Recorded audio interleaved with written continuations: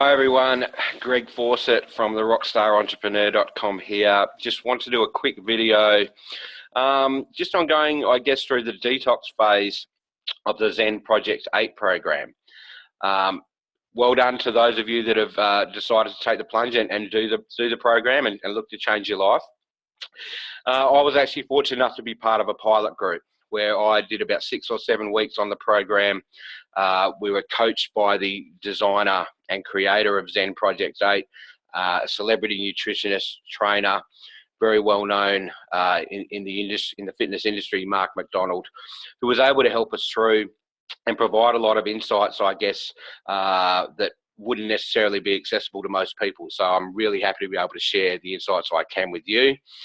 And we'll just basically go through what the detox phase is and how you can best get through it and get the best results. So let's look to share the screen here.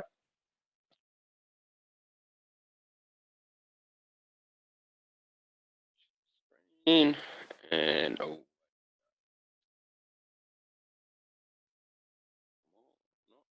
On.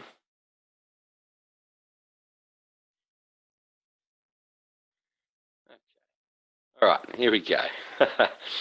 All right, so again, I've been part of a pilot program. I got some amazing results within that time frame. I lost over 17 kilos and 120 centimeters in size. So the system really works.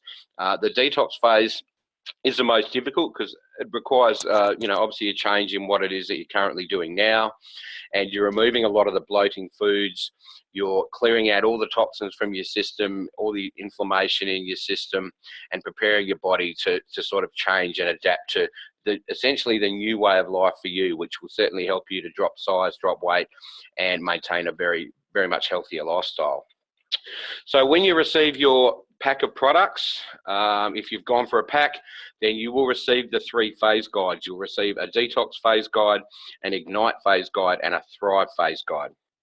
So we're here just focusing on the detox at this stage, but if you haven't received it for some reason, or it's not part of your pack, I will upload it to the files section if it's already there in some groups, or please just send me a message or drop me a line and I'm more than happy to send you a PDF of the document.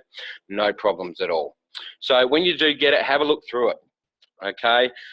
The system itself, the program itself is really quite simple. It's not difficult. It's just a matter of making some changes to your lifestyle and going within sort of, I guess, the boundaries of what is recommended with the products and the food and the system as a whole.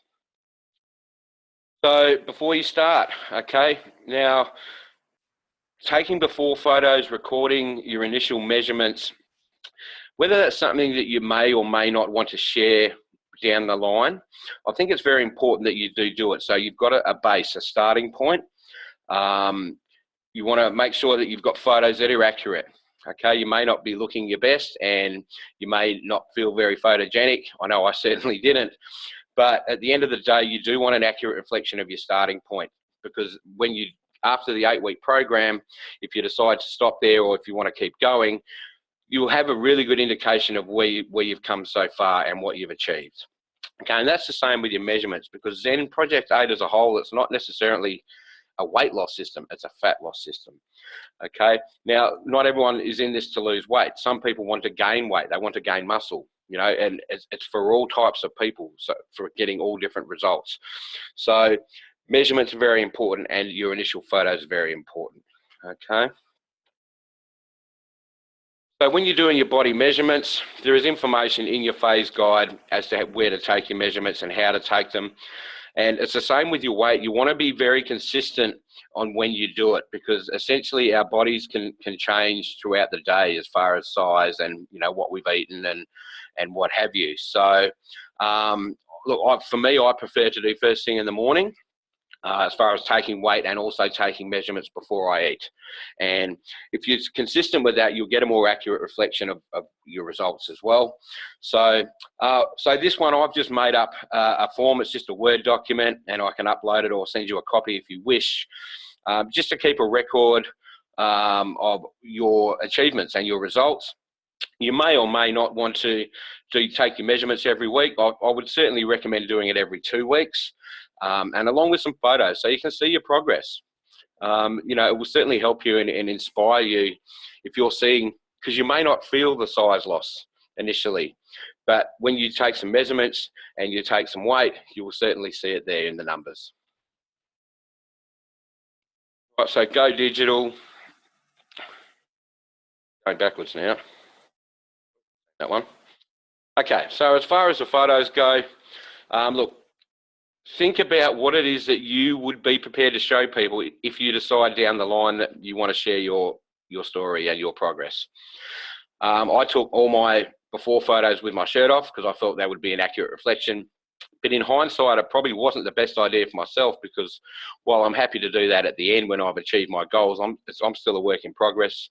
So I don't really like sharing that information just yet. So be aware of that, okay? For females, bathers are good, sports, gym type attire is good, tight fitting shirts or whatever, and some leggings and what have you.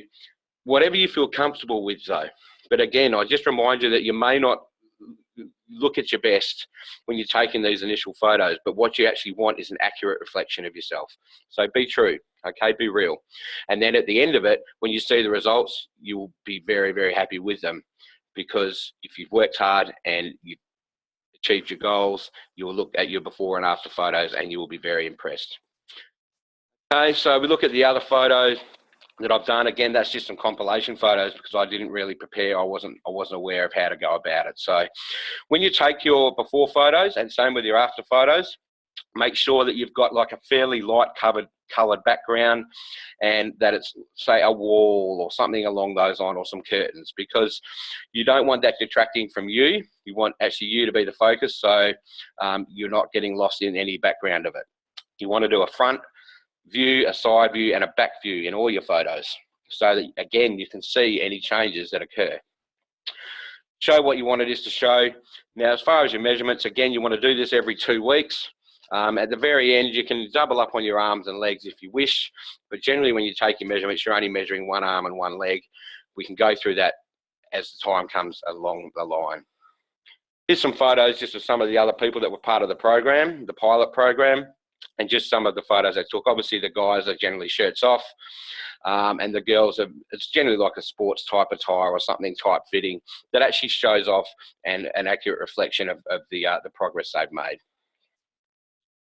Okay, as far as your meal plan, this is also in your phase guide.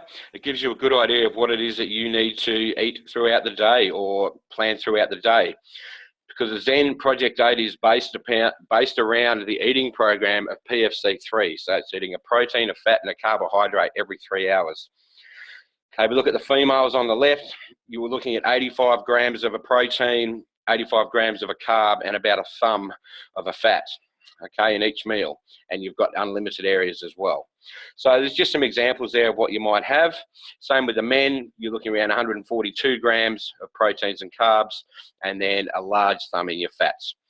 All right, so just have a look through that. It'll just give you some indications as to what it is that you can and can't eat, but also plenty of recipes and what have you. Now they're on the Zen Project 8 Facebook page, and there's also a few in the phase guides as well.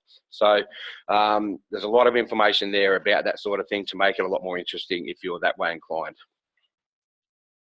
I think it's very important to print out a copy of this. This is in the phase guide. I found you just stick it on your fridge, and it tells you what you can and what you basically can eat for your detox phase. You'll see that a lot of foods have been removed there because that it is the detox phase, and you're essentially looking to lose the bloat and all your toxins and what have you in the system. So more foods come back after a week or two when you go to the ignite phase, but initially you're looking to cut out a lot of the bloating type foods. Okay, so you've got your list of proteins, fats, carbs, and your free foods, which you can have unlimited portions of. Important things to remember. Water. I always sort of found it strange that in order to lose water, you've got to drink water, but it is very much the case. So you want to be drinking 2 to 5 litres of water a day. That's a lot of water. It takes a bit of adjustment, but really you just want to be in a situation wherever you go, you've got a bottle of water with you. If you find that it's becoming a little bland, add some fruit to it. and it can certainly give it a bit more flavour. But it's very important, I think, that you drink at least 3 litres of water a day, and you'll certainly notice the results. You will go to the toilet a lot more, but that helps to flush out all the toxins in your body. Most people are big coffee drinkers. There is no coffee allowed in detox. Okay, but then again, common sense needs to kick in, and particularly part of the pilot program. You know, this did come up, and because we had some serious coffee drinkers there, and Mark sort of suggested that, look, if you find you're getting, you know, big withdrawals and headaches and what have you, have a black coffee. Okay, but don't make it a habit of it, because at the end of the day, caffeine inflames your adrenal glands. So it's a big part of, you know, the detox phase, that we're trying to reduce all of this inflammation. So no coffee, no sodium, which is essentially salt, throughout the detox phase.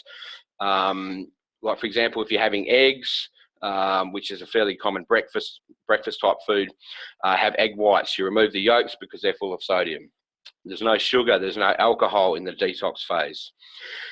Now, also, you want to be careful with your exercise in the detox phase, because your body is taking some adjusting, and, you know, you might feel a bit tired and weary for a few days.